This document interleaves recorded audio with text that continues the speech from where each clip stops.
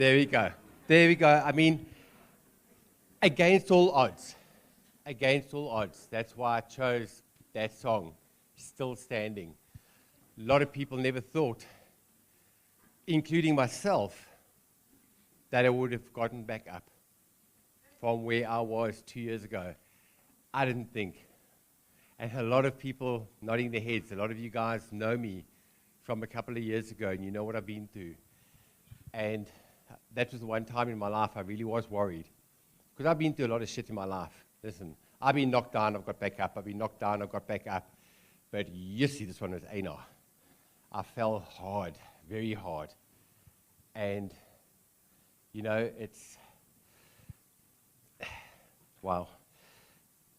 Everything that's happened happens for a reason. And while you're going through it, you're thinking to yourself, wow, why is this happening to me? Why is this happening to me? You've got to grow through what you go through, because all of it has been preparing you for what's to come. And that's what I was saying right in the beginning when I started, that every single one of us are sitting here for a reason. There's no accident that every one of us are sitting here today. So I wanted to go back to where I was talking about I became an entrepreneur. You heard me talk about what I did at 12 years old, became an entrepreneur at a very, very young age, right? And then from there, we're talking about certain disciplines that you have to have in place, what Harvey was talking about doing the basics. But it's not as simple. Yes, you can have a look and go, that's easy to do. Yes, it is easy to do. But you've got to get off the bum. And you've got to make it happen. You've got to take action. So yes, I was talking to Liesel about writing things down. Did you know that only 3%, guys, listen to this, 3% of the world write down their goals? Only 3%. But don't you think it's so weird how 3% of the world own 97% of the money? Fact. That is fact. It's the simple things that we sort of overlook. It's the simple things. I write stuff down. I've done it my whole life. Every time I've ever wanted to achieve something in my life, this is the third time in my life that I've done this. I did it 27 years ago when I was first in network marketing.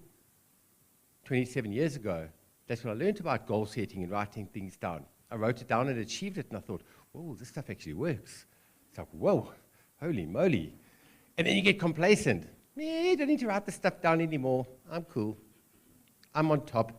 That's the most dangerous place to be. When you think you've arrived, you think you're at the top, that's the hardest you're going to fall. The hardest you're going to fall. And we've always got to remember to go back to the basics, and that's what we forget to do, is just the basics. As Harvey talks about very often, you're only a couple of degrees out. Only a couple of degrees, that's all it is. And one of it, under the umbrella, is writing this stuff down. But Liesl and I were talking about it because she wrote it down for the 7th of December. She achieved it a day before. But we were chatting about SPD, and I said to her, what did I message to you?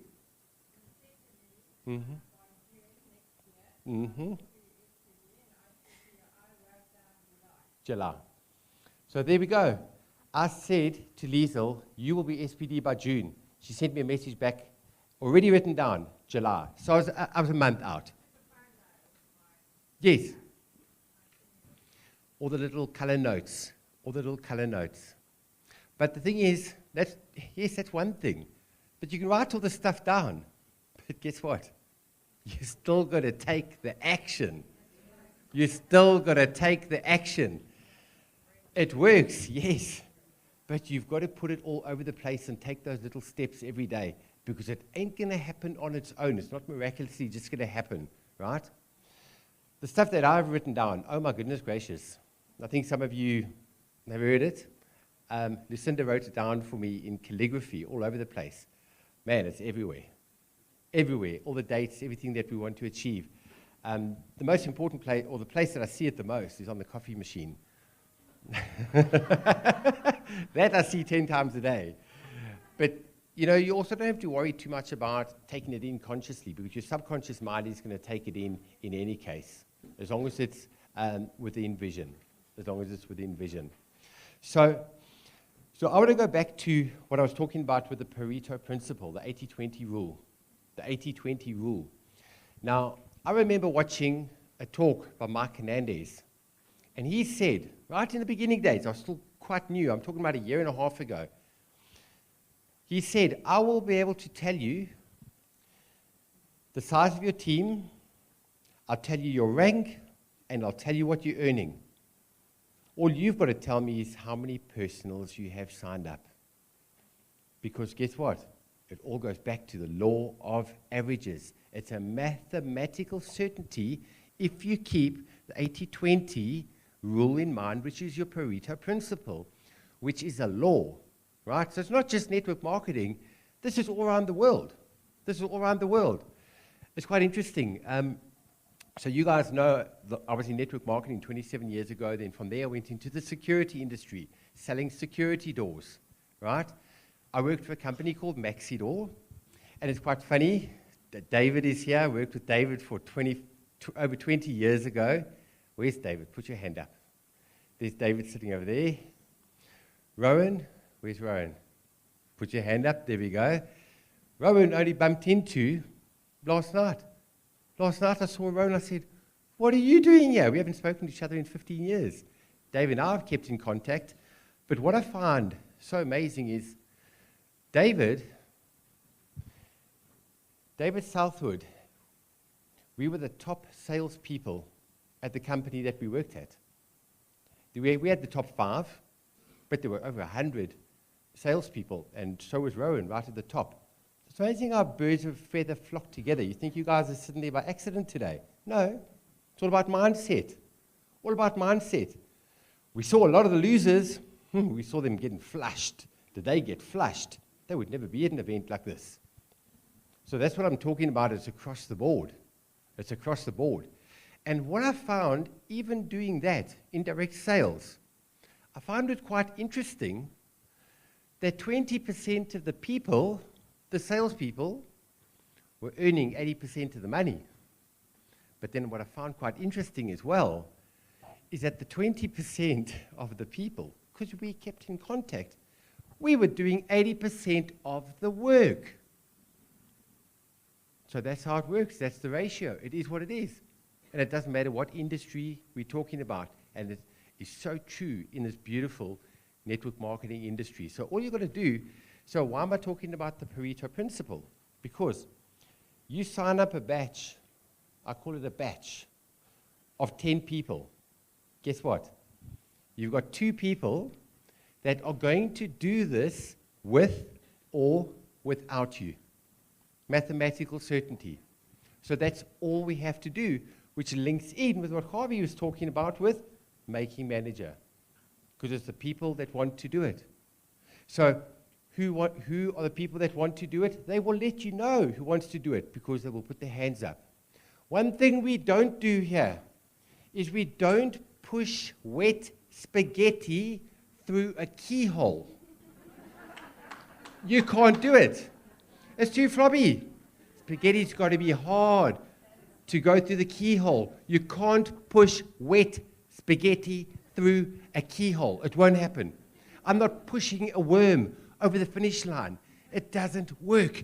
You can pull and assist because we are in business for ourselves, but not by ourselves. But we're not here to do the work for you. We will do it with you. We'll do it with you. And guys, you know the work I put into that toolbox. Holy moly. Yo.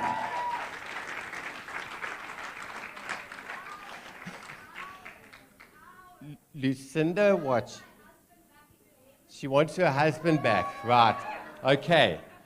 We're talking 3, 4 o'clock in the morning. Guys, I set myself a goal. The goal that I set was to be on the 1st of December to have it ready. I didn't realize, it was only when we got back from the USA, it was a bit outdated.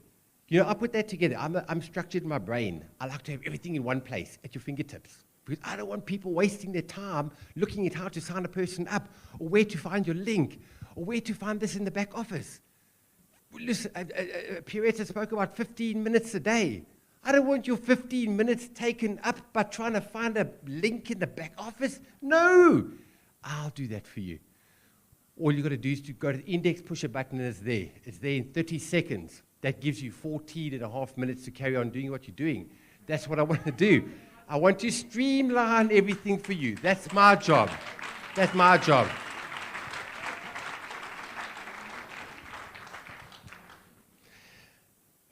And there it is. So I set a deadline for the 1st of December, and I had it ready on the 1st of December. So utilize it, guys. Utilize the tools that we have in our hands. So there I talk about the 80-20 rule. Everything is there. How do you know if a person wants to do it? They will let you know. So one thing I did want to talk about is the gift of no competition. The gift of no competition. Lucinda and I, after we were in Dallas, we flew to Salt Lake City. We went to Utah for 5 days. We went to LifeWave's new head office. And the biggest thing that got my attention was this wall where I took these photos because of all the patents on the wall. And why am I sharing this with you? Because, guys, I don't think we realize what it means to have the gift. Guys, to have no competition is the biggest gift you could ever imagine. Because in this world at the moment, we live in a dog-eat-dog world. People will screw you over at the bat of an eyelid. That's what it's like out there. And you're competing. Everything else you do in your life, you're competing. Doesn't matter what you do. Doesn't matter what your profession is. You might think, oh, well, I'm not in this profession. I'm not in sales. I don't have competition. I'm an accountant for a company. I don't have any competition. Really? Who's vying for your head to get your job? Trust me, there's people that will do what needs to get done to take your job. You've got competition from the moment you wake up in the morning.